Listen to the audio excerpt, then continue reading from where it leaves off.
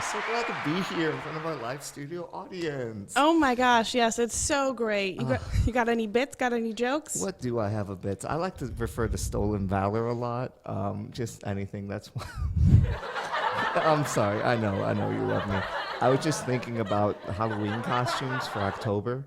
Legally, so I've been applying to some jobs. Dwarfism is a disability now. I think I might be Quasimodo. But he's got the hump and whatnot. Yeah, but I... That felt bad to laugh to. Yeah. Audience, I don't know. Maybe don't laugh to that Maybe one. hit the crickets. Yeah. All right. Anyway, back to what we're here for today. Guys, thank you for listening to the Short and Shorter podcast. Woo. We've been on a bit of a hiatus, but we have upgraded. Mm-hmm. We are now on TV. If you have the Brunswick channel. Thank you, Walgreens. Oh, yes, for the sign, yes. Mm-hmm. Very good, very solid. Actually, I think it was CVS. But, yeah, whoops. Stolen valor. Stolen valor, indeed. There's a call. Hit it. There's a callback. All right. So, who are you? Oh, who am I? Great question. That's what we all want to know. If you're a new listener, I am Morgan, the short. Mm-hmm. And who are you? Camera cut to me, please. Thank you. I'm Alex, the shorter. I have dwarfism. Yeah. So what we like to do is we like to talk about movies. And I hope you're okay with spoilers because we spoil the whole movie. I think that they should be okay because it's good that we're going to spoil this movie. Yeah. But like this is for us to like, if you've just watched the movie and you're like, I want someone to validate my feelings. That's when you listen to us. Don't listen to us before the movie. Mm-hmm. Or do, maybe you're one of those people who like to know everything about the movie ahead of time. So that's fine. Most likely, if you're watching this, please pan to me. Thank you. If you're watching this, you probably know us in real life, and I've asked you to watch this. Yeah, valid. Or you're this cute girl I'm talking to and watch this without me having that. Anyway, so the movie we're talking about today is Uglies. Uglies. 2024. It's on Netflix currently. It just came out on Friday, September 13th. The director, get this, the director's name is Mick G. Stolen valor. Is he trying to be Mick G? Really, I didn't plan on saying stolen valor a lot. This really works out. His name is Joseph McGinty. And it seems the only good movie he's done is Charlie's Angels in 2000. And that's a stretch. Whoa. Hey. That's a good, okay? Okay. That's an important movie. That's up there. That came out like right when Starsky and Hutch came out. I haven't seen Starsky and Hutch in a minute. It's probably a little problematic in some parts. Core memory for me. And then it stars Joey King as Tally, who plays in she plays on a Hulu movie. So her name's Joey? Yeah, Joey King. Short for Josephine or something? I don't know. It's just Joey King. I mean, she plays on The Act in Hulu. That's what it is. And then we have Keith Powers as David, and we have Lavrine Cox as Dr. Cable. So it was, okay. Yes, it was indeed Lavrine Cox. She did an amazing job. They are YA adaptations of the book by the same name written by Scott Westerfeld. And Westerfeld. Yes, I believe that's it. Westerfeld? Whoops. Anyway, I read the books, but that was in middle school, so it was a while ago. So I can't judge the movie like on how well it followed the books, but we're going to judge it on everything else. Of other things. Yeah. So that's my main facts about it before we get into it. Mm-hmm. I literally put my notes in order of watching the film. So I did too, bestie. So we're just going to go in. First, the Game of Thrones opener. I've noticed ever since Game of Thrones had that opener where like they have like the towers coming up and stuff, a lot more movies have been doing that. Huh. That one also did it. I thought, so I've never seen Assassin's Creed, but I think I saw in the beginning, like they have a whole paragraph, and that breaks movie 101 of like, you got to show, not tell. But at the same time, Star Wars does it like, hey, we're going to throw you in episode 4, here's what's going on. And I do appreciate that a bit. Like, there's going to be another Spider-Man movie. I don't need to see Uncle Ben die anymore. Yeah, but it is only an hour and 44 minutes. They could have had the time. You say only an hour and 44 minutes. It felt like 3 hours to me, dude. I had to pause it sometimes and zone out. Like, I don't drink, but it felt like I got to water this down or something. Yeah. Oh, also to tell guys, it's about a dystopic future where people when you turn 16, you have to get like plastic surgery and become pretty. Before that, though, you're considered ugly, and that's the main thing of the movie. I do gotta say, I know the uglies aren't actually supposed to be ugly. Like, that's one of the things. Like, you're supposed to be beautiful as you are in your own skin. But she is 15 and she doesn't even have acne. Unreal. I'll say another thing, actually. This is later in my notes. I don't remember any fat people in that, and I think they're cowards. No, there was a black girl. One, yeah. Yeah. I know, but why is the black girl the only fat one? I feel like they also should have had pretty people be the fat people too. Yes. Yeah, because I honestly more. Oh, it would have been so brave of them. So brave. Like half the pretty people were fat. Like a healthy or. Okay, good. Do a zoom in on me, please. God only knows what you're about to say. On me? Okay. It's fine. It's fine. Anyway, like, you know how, like, Victoria's Secret models who are plus size are just women? Yeah, they're like a size 12. Yeah. It's like, I have my friend, I'm not going to name drop. We'll call her Jenny. The blonde one. She keeps saying, like, I'm not, like, skinny anymore. I don't fit the pants I wore when I was 15. Like, but Jenny, you're 30. You have a woman's body. Like, that's okay. That's a good thing. Dude. So true. But anyway, back on the movie. Yes. The pretty simulator. So the whole time the kids, they can basically look at themselves of how they want to look when they're pretty. It's just Snapchat filters. Yeah. Literally, like, to a T. Like, you can get that filter right now with the golden eyes and the mewing. Like, Morgan, don't say that too much in case we have a teen watching this and then they go to Snapchat. I mean, they're already on it. Yeah. It's fine. You said you had a hot take about Snapchat earlier? Yeah, Snapchat's garbage. I'll say the whole dysphoria because they have face things. I've said this from the moment it came out. This is problematic. Have I used those filters? Of course. I've been single a lot and I need to send a cute one to a girl. We all have needs.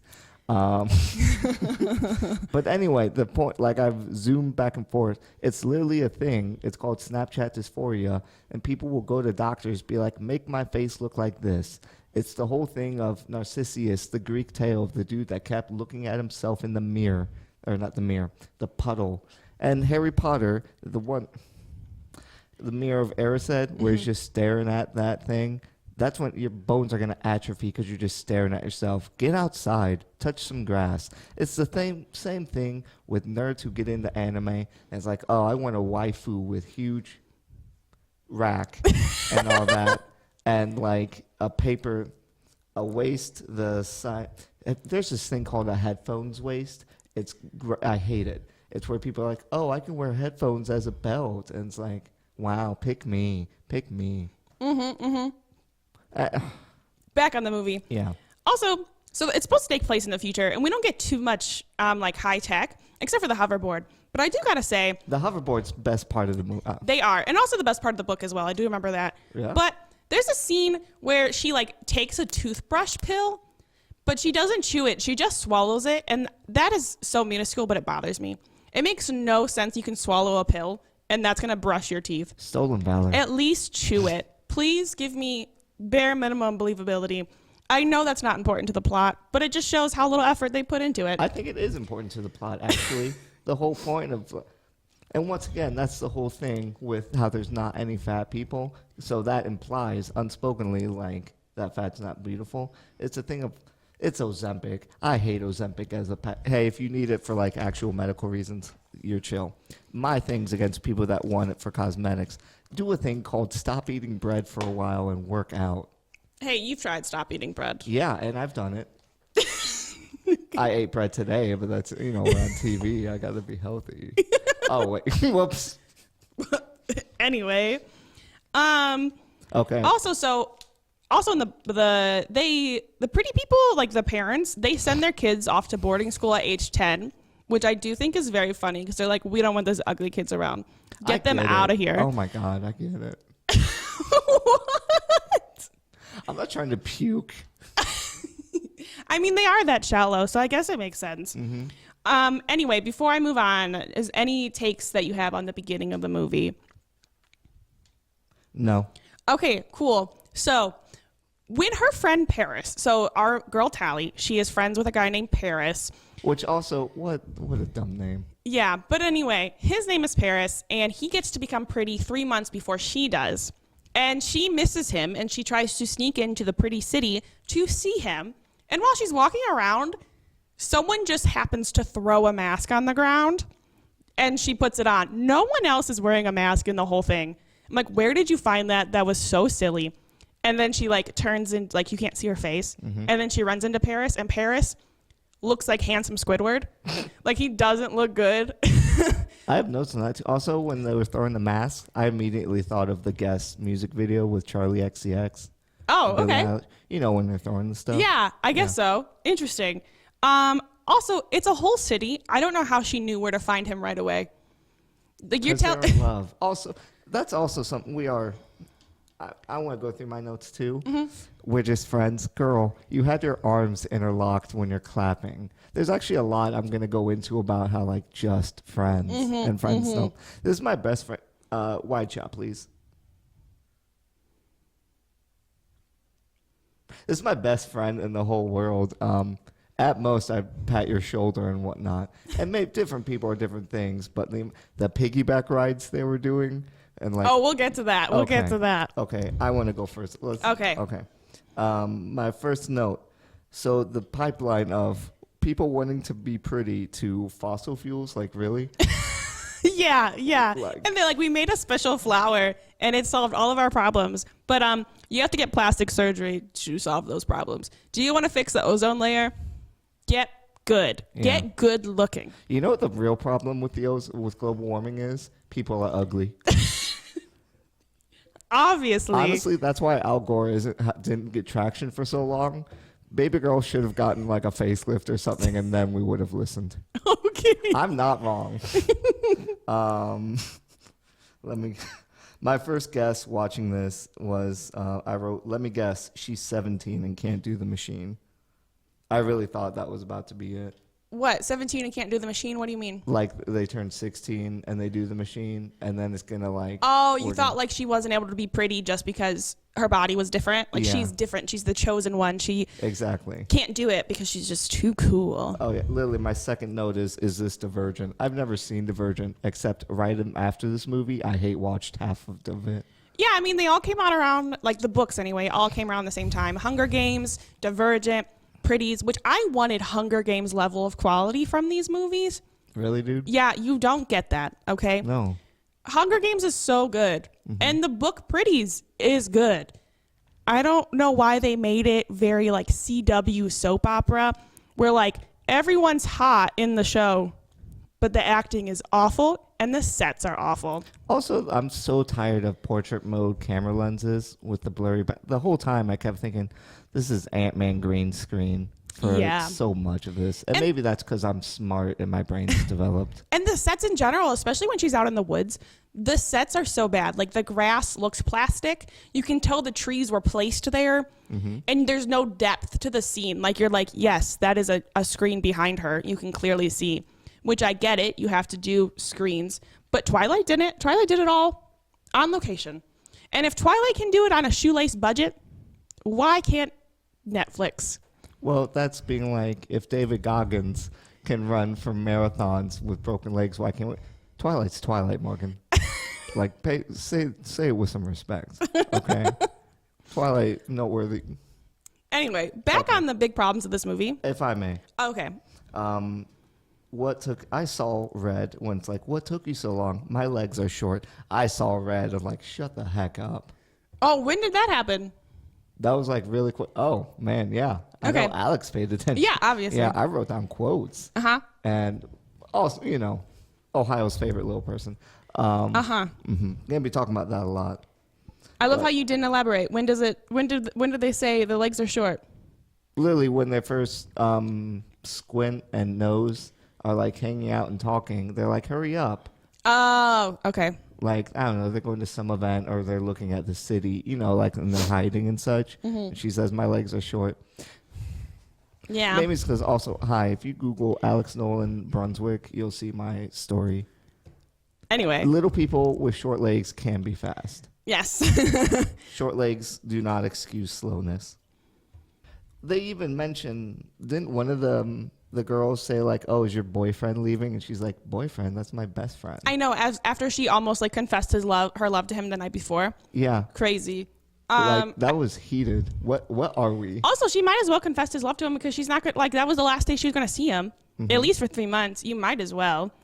But anyway, when she does find him in the city though, and then she gets caught, and she just throws her mask. Now I know the mask was thrown to her by nobody, but why did she throw her mask? Why did she not keep it on? Like, where did it go? It was so stupid. It was a stupid chase scene that made no sense. Yeah, is the mask battery powered? That's also like an inventory item to pull out later in life. For real. And she's just like, whoop, I don't need it. But I guess that someone else did that as well. Lily, also, you're telling me we live in the future and they can't catch her? That's so silly. Lily, like in any movie where like, I'm an expert assassin, I'm the best sniper in the world, I never miss. And then they miss the main character a lot. Like, that's the big bad enemy. And then they can never land a shot. Like, come on. It's very stupid. But anyway, let's move on to when Paris is a full-on pretty person. And now Tally is alone back at the school. And she meets Shay, who, good gosh, Shay is so pretty. Yeah. Okay, I'm so glad you agree. And also, the whole Shay's been there the whole time. But now that we get the man out of the way, we can... Yeah. Shay and Squint, so much chemistry. Yeah, how are you looking at Paris when Shay is going to the same school? Shay's cool. They longboard. Also, everyone from The Smoke, now from The Smoke are like the people who are rebels, so hot. I had to go like age check these people. They're all over 25, so it's fine. But I was like, these guys are too hot, which I guess they're supposed to be because they're like, you don't need to be pretty to get the surgery. And I'm like, these people really do not need to get the surgery. Lily, it's the Andrew Garfield as Spider-Man. Unrealistic. Like, what's up, nerd? You can't kiss any. Like, it's Andrew Garfield. Right. It's also, you're telling me, like, that whole time, Tally and Shay were flirting so much, especially Shay. Like, what? Come on now. When you wake up next to him in the middle of the night. Am I allowed to sing it all? Is that wrong? I think that's enough of the song you're allowed to sing. Yeah. Chaperone, guys. Tally, I wish Tally had chaperone because her life probably would be easier and she would just fall in love with Shay and it'd be fine. I honestly love that the next generation growing up has chaperone. I really think it's going to lead generations in the right way. Yeah, I just, with the whole pretty pod or whatever, the beautification, I just kept thinking that's heckin' the limb lengthening thing. So for little people, some controversial surgeries is they can lengthen the limbs, and it's like, if you do that, how are you going to do that and then still come to LPA events? Yeah, it's pretty crazy. All right. I do think when Tally got spoken to by Laverne Cox, Dr. Cable, I didn't feel threatened, really. She was just like, you might not get the surgery. You need to tell us everything. And I was like, I don't know. I'm not feeling that threatened personally. And then also when Tally is running through the woods and she starts a fire at one point. Now, mind you, Tally has to become a double agent. She starts a fire, and then in the next scene, she's freezing cold. Like, girl, to have the fire again. Mm-hmm. What are you doing? Also, the CGI is so bad. When we see the flowers, awful. You couldn't even do flowers well. Embarrassing. Truly. You have a budget for for Laverne Cox and longboards, but you can't buy some flowers. Also, she gets a scratch on her head, and that scratch's makeup changes in every single scene. I am so glad you brought up the scratch too, because that literally looks like I could have. I don't even do makeup, and I'm like, I could have just gotten a marker and. Yeah, and they couldn't even keep it the continuity. Like sometimes it was a blotchy, bleeding mess. Sometimes it was just a scratch with marker. Sometimes it was a blotchy mess again. I'm like, come on. Stolen valor. Why does she have ketchup on her forehead? Jesus. You know the show Demon Slayer? Yeah. I love that they don't make Tanjiro's mark pretty. I think it looks pretty. I think they do pretty good with it. Well, you've fallen for him. They do. They like, it looks nice. It looks cool. It's the shape of a flame. It changes too. Yeah, because he gets powerful. It gets bigger. Yeah. But anyway. Also, the piggyback ride later when Tally gives Shay. Yeah. Super gay. Thank you. You're telling me they're not a couple? Oh, and I think when Shay gets mad that Tally has gloves from David, I think she's jealous. Yeah, that was immediate. Like, oh, she likes a boy. She likes a boy. Yeah, she likes a boy. Like they try to play it off that Shay's mad that like, oh, you're not taking this serious enough, Tally, and he gave you something. No, Tally's taking it very seriously, and Shay is too, and also, she's offended. That's David. That's like competition-wise. If it was a random boy, whatever. That's Dave, the leader. It's like, how can I compete with him? Also, why did he fall for her so fast? Yeah. Also, that's the other thing. What is the age gap?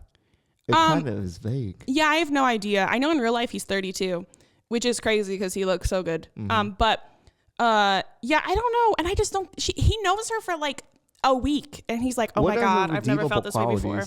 That's my big problem. Is like, oh, I'm playing girl and blah blah blah. But this guy's like, okay, but what is it? Why are you not like me at David? You've got all these buddies that you've been bonding with and whatnot, and you're not but you're falling for this rando who's still sketch. And she has no personality. The only thing she's done is she jumped out of a helicopter to save a friend. Now, granted, that is cool. That is cool, but that was a guilt jump. That's too. all she's giving. This was also post-pig. Was that before or after the piggyback ride? That was before, because remember, I think they try to play the piggyback ride that like her ankles hurt from falling, the other girl. Oh. But like she never limps, so. Wait.